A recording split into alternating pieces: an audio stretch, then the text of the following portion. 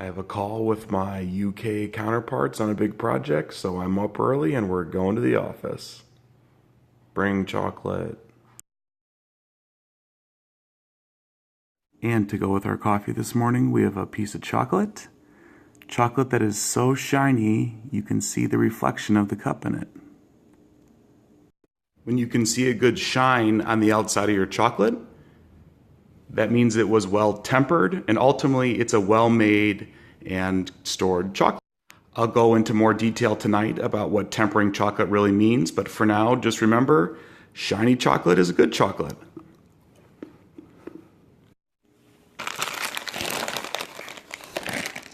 Since I made it to work a little early, I thought I would give just a little quick background on myself and why I love chocolate so much and why it's so important to me.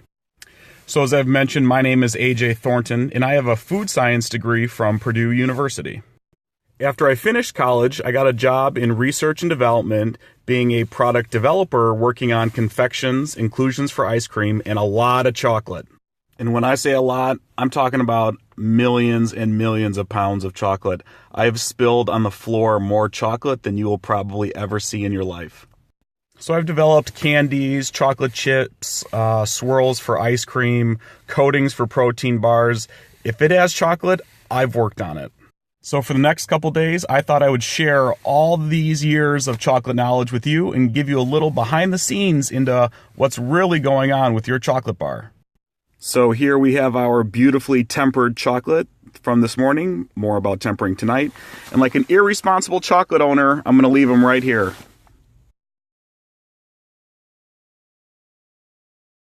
All right, I gotta head inside to work, but I hope nothing happens to my chocolate sitting in my hot car in the sunlight.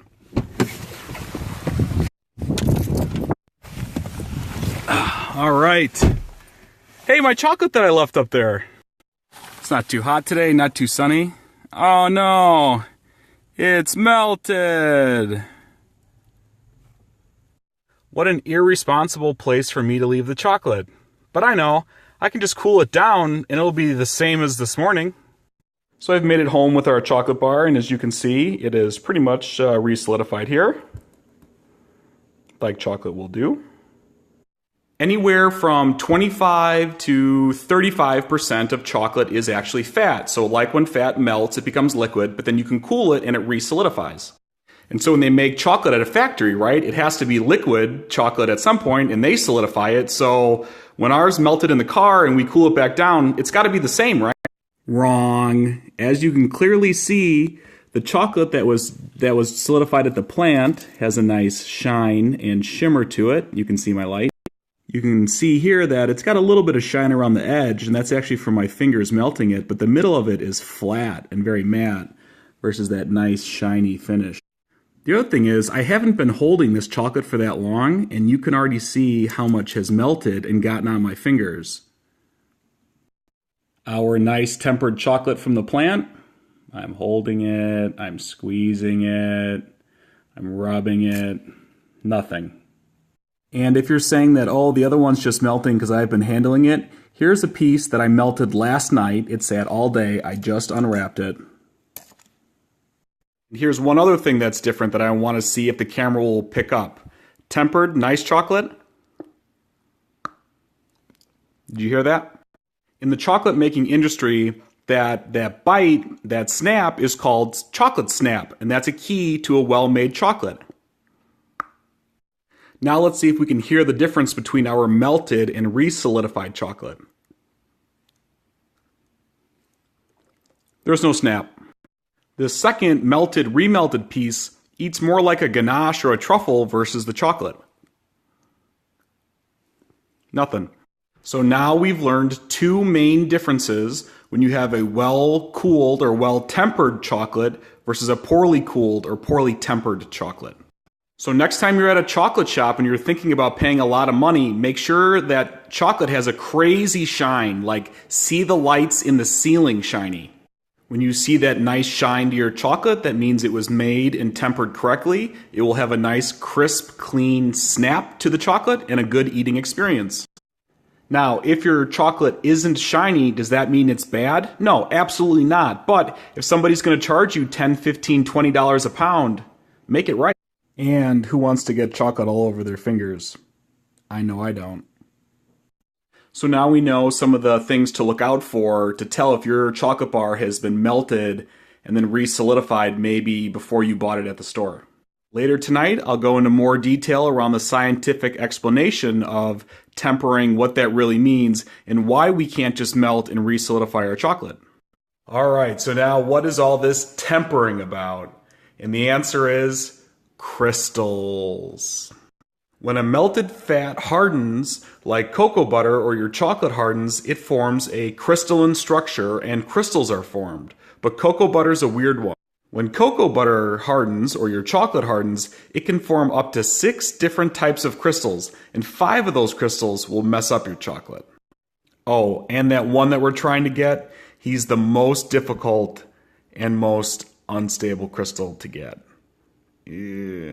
And if you get any of the other 5 kinds of crystals in there, your chocolate cannot become shiny and it loses its snap and it gets all screwed up. Cue tempering chocolate and why it's important. Okay, warning, here comes the really nerdy stuff. Each crystal melts and reforms at a different temperature. And if we numbered all of those crystals from 1 to 6, we're looking for number 5. So just remember, 5.